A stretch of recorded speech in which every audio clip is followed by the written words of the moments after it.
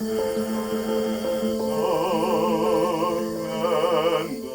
hearing all of this research that's telling us that singing is one of the worst possible things one can do right now in terms of spreading the disease, and we've heard horror stories about choirs that have continued to rehearse when they shouldn't have, and lives that have been lost and people have gotten sick. So everybody in this singing world is looking for options of how we can allow our singers to still sing, but to prioritize keeping them safe. So there's two designs basically. We have the larger design, which is really specifically designed for performers. So we're calling it the performer's mask. It's allowing for a higher degree of airflow within the mask so that you can take a good breath without sucking in fabric, and to be able to let the sound resonate in that cavity for clarity.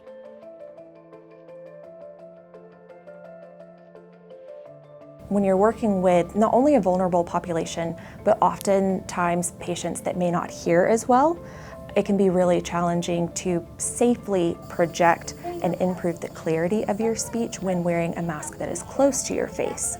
So because this performance mask allows the extra space, we're able to project louder.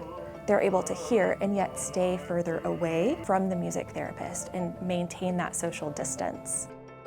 WVU's Inhalation Toxicology Facility, or ITOX, has actually been involved in mask testing for a number of different groups for a while, the National Guard, the hospitals, and so on, evaluating different types of masks, different materials for masks. What our testing has shown with this particular mask design is that it's capable of decreasing the number of small particles that actually get into the mask. So for example, the performer's mask has something called a fit factor of 4. For every 4 small particles outside the mask, only 1 is getting in.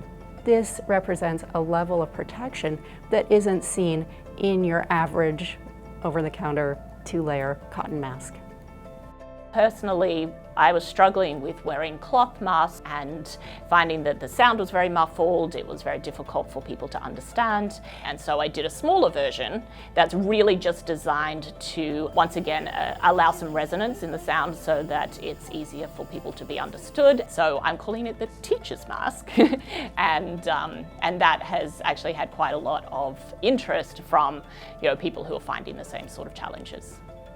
Our testing has established that these masks are an effective alternative to surgical masks for things like music therapy, for performance, for communication in a noisy setting like healthcare or the factory floor or something like that.